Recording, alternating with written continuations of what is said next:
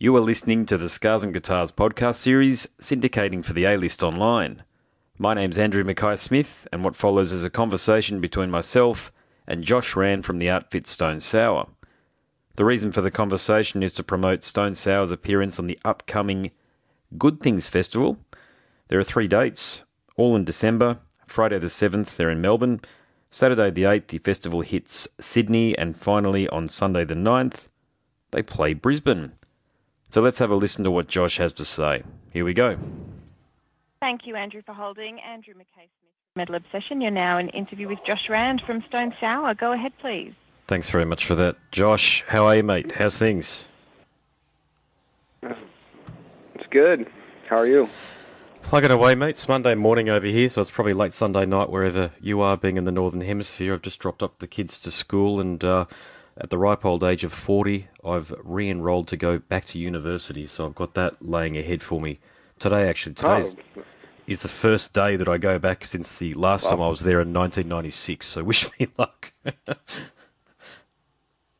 No, that's awesome. Congratulations on that. That's Thanks, cool. mate. No worries. Good. So tell us, mate, Good Things, the festival that's coming up. It effectively acts as, I wouldn't say as a replacement, but since Soundwave went the way of the dodo, Good Things is the next best thing. And you guys are headlining it, so you must be looking forward to the shows. Oh, absolutely. I mean, when we got word about this new festival and the opportunity to come back down, to Australia, I mean, we were over the moon. I mean, the reality is, usually we only get to come down there once an album cycle. So, we love it down there. And then to basically what looks like the end of our record cycle to be down there is awesome. I mean, and to headline it, or co-headlining it. Yeah, with the Offspring. Yeah, that's right. We're beyond stoked. So let's talk about that album for a sec. So the album's Hydrograd. I actually reviewed it this time last year, or a bit over, actually. You're right, it's been out for a bit over 12 months at this point. I thought it was a good album, by the way, but it did have some left turns. So can you tell me about St. Marie and When the Fever Broke? What was the inspiration behind those cuts? Because they really they intrigued me. Well, I'll start with St. Marie. St. Marie just started out as an acoustic song that Corey had written. And usually he does those songs throughout, the writing process for every record, starting all the way back with Bother on the first record, which did stay just acoustic.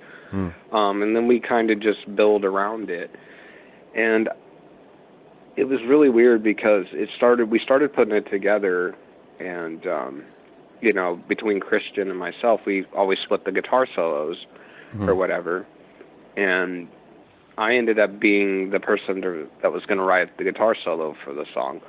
And I, excuse me, over a course of the weekend, like I was supposed to, record it or whatever, work on it on a Monday, let's say.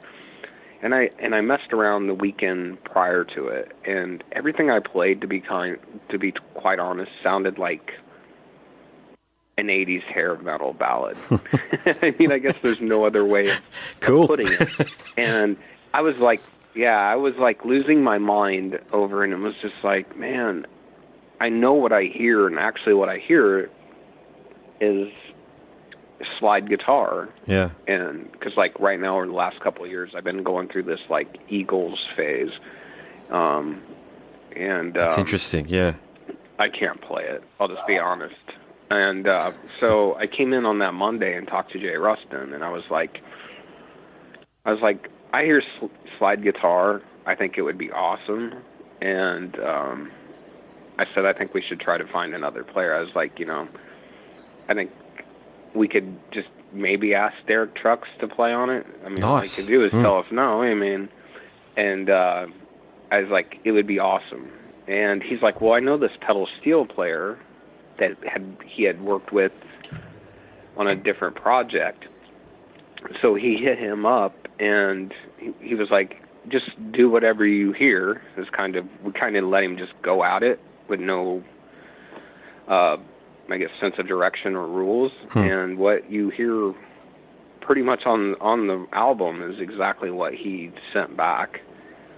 I mean, there was really no adjustment to what no need for editing. essentially played. Yeah.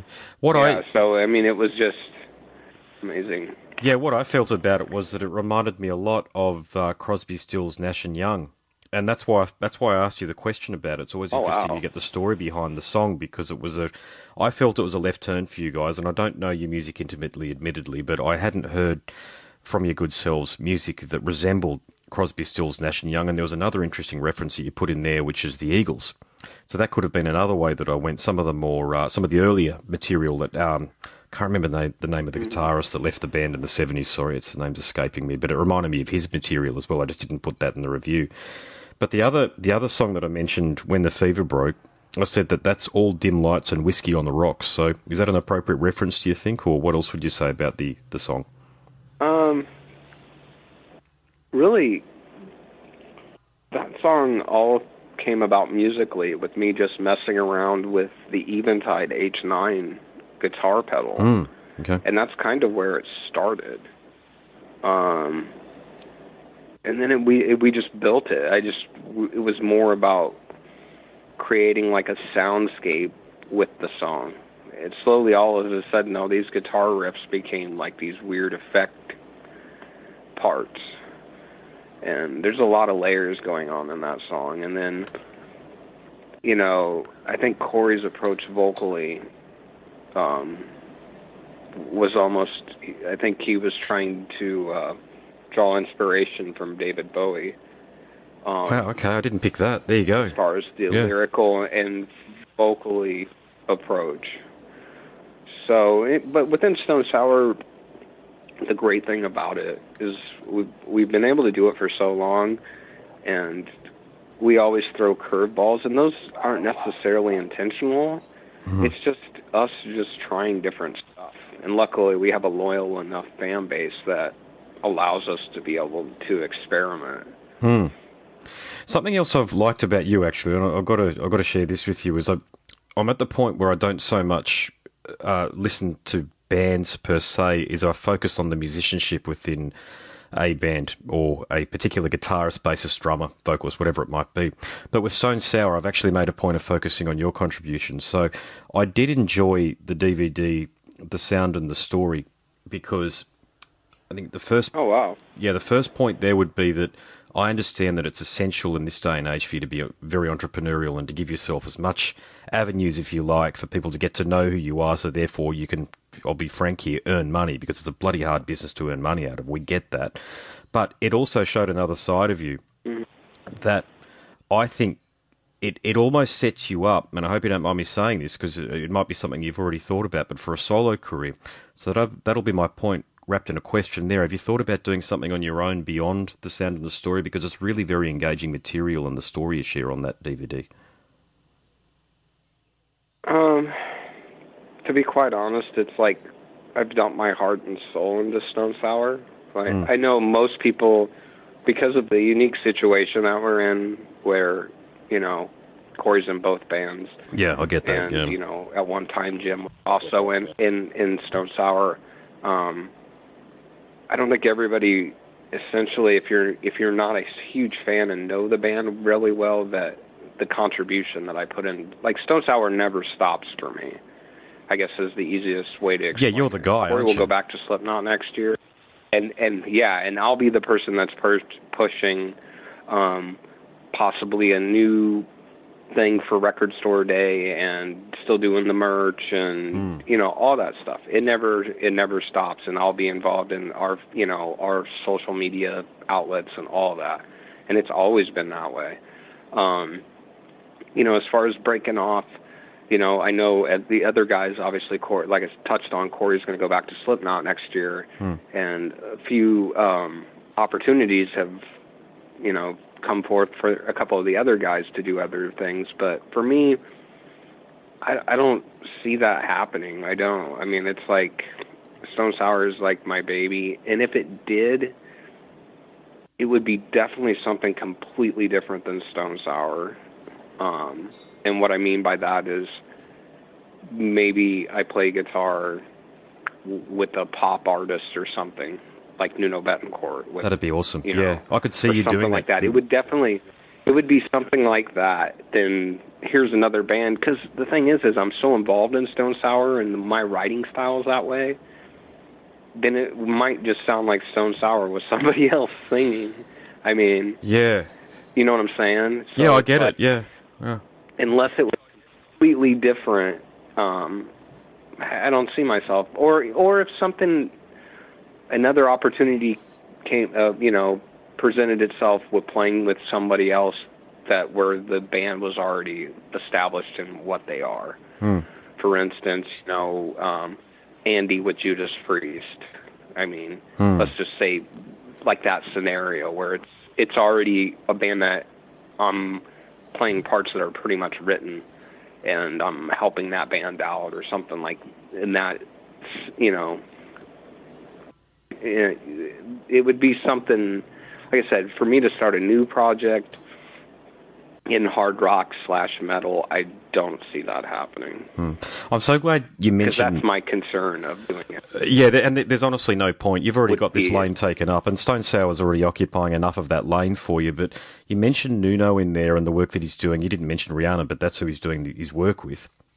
He's an individual that I could see you doing work with, and that's Taylor Swift. Now, I know she's brand Taylor Swift in 2018, totally understand that, but if ever there was an opportunity for you to step in and do some co-writing, co-production, and indeed potentially do what Butch has done with Pink, Butch Walker has done with Pink, where he's doing some production and he's actually doing a lot of the live stuff. I think he was just in Australia, actually. I could be wrong, but with Pink. But if ever the opportunity came for you to work with someone like Taylor, I take it you would grab that with both hands. Absolutely. I mean, at the end of the day, I'm a musician. I mean, that's how I view myself. I don't view myself as a rock star or any of that crap.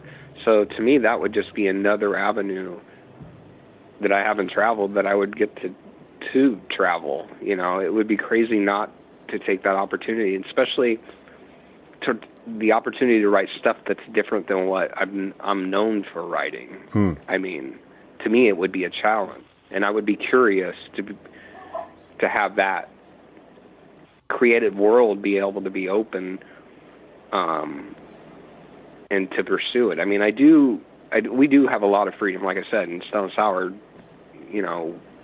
We made sure in the very beginning that we would never be boxed in by anything. I mean, but obviously Pink, Rihanna, Taylor Swift, all that is nothing like anything that we've ever written. Yeah. So, it would be interesting. And another thing, I mean, I don't know if I'm a good enough musician to do it, but I would love to play in like an orchestra band. I think it would be awesome. I love strings. I love classical compositions. That would be amazing. You couldn't see yourself doing something like what Yngwie was doing, where he was out the front of the Stockholm. I think it was a Japanese symphonic orchestra. I think that he was out the front of. I could be wrong. It was either the Stockholm or the Swedish orchestra or a Japanese orchestra that he was standing out the front of, interpreting Bach and Tchaikovsky. Could you see yourself doing something like that? Yeah. Well, he's a whole other level. No, he's a whole other level. He's like one of my heroes. So I mean. Yeah, that's beyond that. It would be more of just being part of, in the orchestra, just a piece of the orchestra, Another thing that I thought would be awesome, depending on what it is, and a lot of people might tear me up for saying this, but even being in the play arts as far as moving up the Billy Joel thing or the Beatles thing, and I don't know how much of that travels actually down to you guys, but in the U.S., that's actually a big thing. I mean, those things are huge, and if it was, for instance, I'm an extreme nut for the Beatles. I mean, to be a part of that would be awesome. Indeed. All right, I think that's it. If the lass in the background there wants to tell me, have I got time for one more question, or are we done? I was just about to say this is your 2-minute reminder, so you can ask one more if you like. That is absolutely fine, but I'm glad you know. So No worries at all. All good. All right. that's fine. Thank you. Thanks. Hey, Josh, last question then. Mate, your relationship with Australian fans, you do have a fan base down here, so what's it been like, the relationship between Australia and Stone Sour over the years? Well, it's been awesome. For us, truly, down there, we've gotten bigger every time we've come, and our fan base has gotten, like I said, it's grown so much, and obviously, if we don't get the love down there, and it works that way with any band, it's hard to get down there. I mean, you have to have the fan base usually to be able to come down there and tour. And so we've been very fortunate, and we're in this crazy situation between two bands. Mm-hmm. So to always be go away for a couple of years and be able to come back and really pick up where you left off and not ever lose any ground, like it is one of the only places where we keep becoming bigger and bigger every record. Mm. It's really not tapered off for us. Over 16 years is crazy. Fantastic, mate. All right, well, I better let you go. Thanks for the opportunity to have a chat. And you know what else? Congratulations on a stellar career, and I know you'll keep on contributing to the music industry and making great music long into the future. So thank you very much for the conversation. Awesome, thank you. Thanks, mate. Catch you. Bye. Thanks, Andrew. No worries. Bye. Bye. You have been listening to the Scars and Guitars podcast series, syndicating for the A-List Online. My name's Andrew Mackay-Smith, and that conversation featured Josh Rand from the outfit Stone Sour. Thank you so much for listening.